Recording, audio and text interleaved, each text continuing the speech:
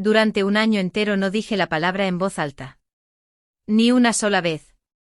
Ni a mi marido, ni a mi madre, ni a mi terapeuta que se sentaba frente a mí cada miércoles y esperaba pacientemente a que yo dijera algo que fuera realmente verdad.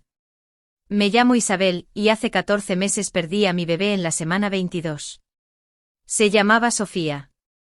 Ya le había comprado una mantita, blanca con pequeñas estrellas amarillas, y seguía en el cajón del armario de la habitación que se suponía que iba a ser suya, en la casa donde todo había sido reorganizado para hacer espacio para alguien que nunca llegó a casa. Quiero ser clara sobre algo antes de seguir, porque creo que importa. Lo que me pasó no es raro. 1 de cada 4 embarazos termina en pérdida, lo sé ahora de una manera que no lo sabía antes, de la manera en que solo llegas a saber algo de verdad cuando le ha pasado a tu propio cuerpo. Pero saber que es algo común no hace que se sienta menos solitario, y durante mucho tiempo lo más honesto que podía decir sobre mí misma era que me sentía más sola que nunca en una habitación llena de personas que me querían. Mi marido Alejandro pasó el duelo de manera diferente a la mía. Hablaba de ello no constantemente pero abiertamente, de la manera en que algunas personas pueden hacerlo con las cosas dolorosas, como si decirlas en voz alta les quitara algo de peso. Lloró en el funeral y luego volvió al trabajo y me cogía la mano cada tarde y era, por cualquier medida, un buen marido presente. Pero la manera en que él atravesó su duelo y la manera en que yo no atravesé el mío creó una distancia entre nosotros que ninguno sabía cómo cerrar, y durante mucho tiempo éramos 2 personas sentadas en la misma casa sintiéndose muy lejos la una de la otra. Mi madre quería hablar de Sofía. La mencionaba con suavidad, con cuidado, de la manera en que te acercas a algo frágil, una mención suave aquí, una pregunta allá, siempre con esa mirada particular que significaba que estaba lista para escuchar si yo estaba lista para hablar.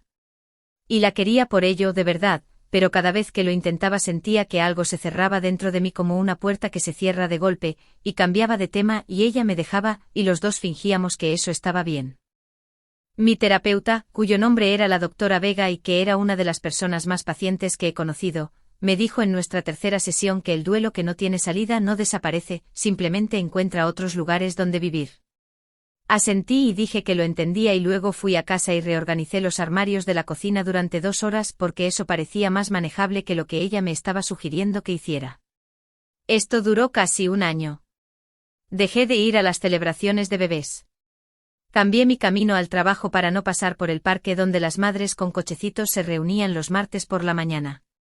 Quité la única fotografía que teníamos, una ecografía de la semana 20, la última antes de que todo cambiara, porque no podía mirarla y no podía tirarla, así que la puse en un sobre y el sobre en una caja y la caja en lo alto del armario donde no tenía que pensar en ella.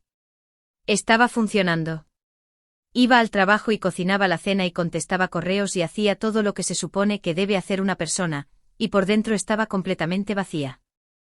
Y entonces una tarde de jueves en noviembre mi compañera Patricia mencionó casi de pasada que había empezado a hacer voluntariado en un hogar de acogida los fines de semana, una pequeña residencia a unos 20 minutos de donde vivíamos, para niños de entre 2 y 7 años que estaban en acogida temporal mientras se organizaban los cuidados a largo plazo.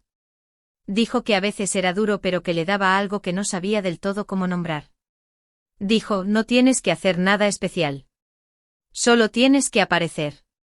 No sé exactamente por qué esas palabras aterrizaron de la manera en que lo hicieron.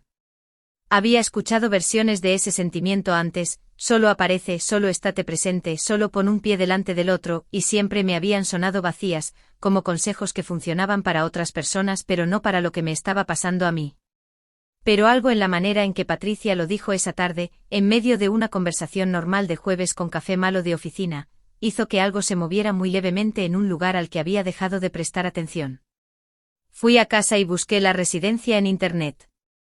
Leí sobre ella durante mucho tiempo. Y luego cerré el portátil y me fui a la cama y no volví a pensar en ello durante 3 semanas. Pero sí volví a la página web. Y luego rellené el formulario de consulta. Y luego un sábado por la mañana de diciembre conduje 20 minutos por la ciudad y crucé una puerta por la que nunca había cruzado antes, y mi vida cambió de una manera que no esperaba y para la que no estaba preparada y que necesitaba más de lo que sabía. El primer sábado principalmente observé. Una trabajadora llamada Lucía me fue mostrando las instalaciones, habitaciones pequeñas pintadas de colores alegres, una sala de juegos con estantes llenos de juguetes muy queridos, un jardín con un tobogán que necesitaba una mano de pintura.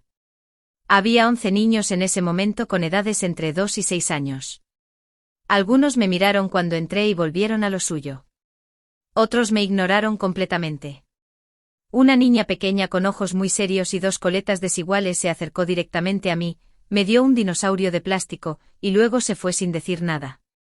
Lucía me dijo después que se llamaba Valentina y que lo hacía con todo el mundo. Me fui después de 3 horas sintiendo algo que no había sentido en mucho tiempo, no exactamente felicidad, no curación, nada tan sencillo como eso. Pero presente. Más presente de lo que me había sentido en casi un año, porque cuando estás en una habitación con niños pequeños que necesitan cosas, que necesitan que alguien les lea y juegue con ellos y les ate los zapatos y se siente con ellos mientras comen, no queda espacio en tu mente para el tipo particular de ausencia que crea el duelo.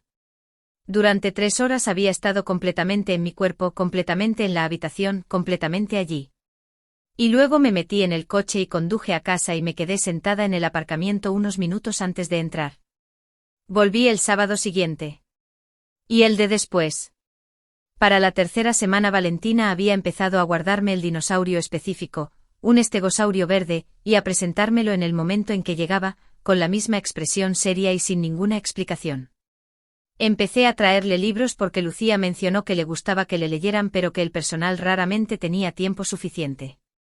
Desarrollamos una rutina, yo llegaba, Valentina me daba el estegosaurio, yo se lo devolvía, ella lo ponía cuidadosamente en la estantería, y luego nos sentábamos en el rincón de la sala de juegos, y yo le leía durante 40 minutos mientras ella se apoyaba en mi brazo y de vez en cuando señalaba las imágenes con un dedo pequeño sin decir nada.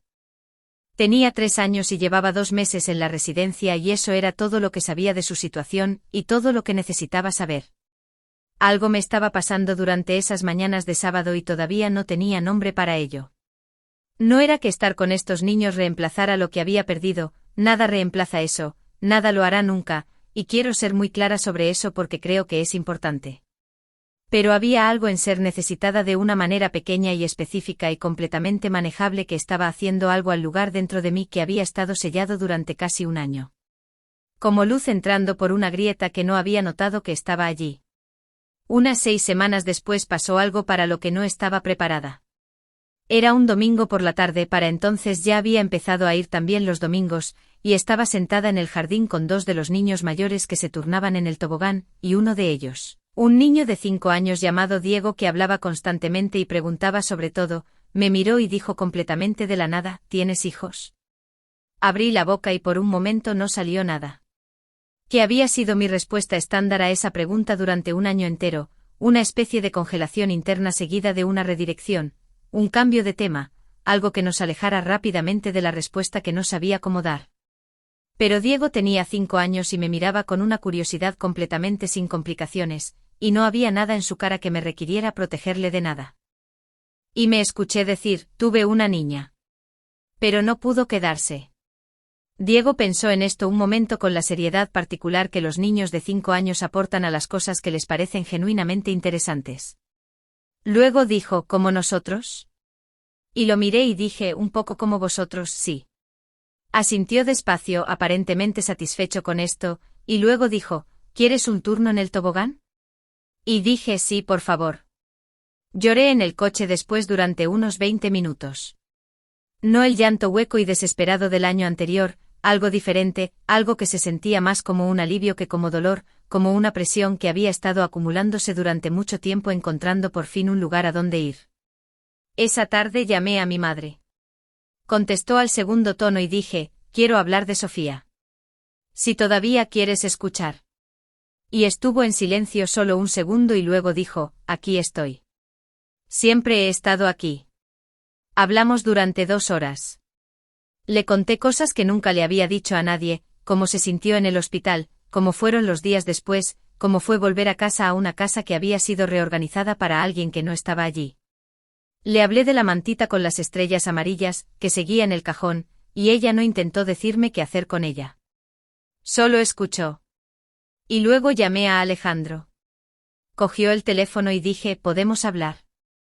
Hablar de verdad. Y él dijo, he estado esperando a que estuvieras lista. Volvió a casa antes del trabajo al día siguiente y nos sentamos a la mesa de la cocina y hablamos de Sofía de una manera en que nunca habíamos podido antes, juntos, los dos en la misma conversación en lugar de en nuestros silencios separados. Fue difícil. Hubo largas pausas y hubo lágrimas y hubo un momento en que simplemente nos quedamos ahí cogidos de la mano sobre la mesa sin decir nada, y ese momento fue tan importante como cualquiera de las palabras. Sigo haciendo voluntariado en el hogar de acogida cada sábado. Valentina fue acogida por una familia hace 2 meses y la mañana que se fue me dio el estegosaurio verde y esta vez no lo recuperó. Lo tengo en mi escritorio en casa, junto a la fotografía que ya no está en una caja en lo alto del armario, porque la saqué, la enmarqué y la puse donde puedo verla. Lucía me preguntó una mañana de sábado cómo había acabado en la residencia, y le conté toda la historia. Escuchó y luego dijo, «¿Viniste aquí para dar algo? Pero parece que también encontraste algo». La miré y dije, «Sí. Creo que sí».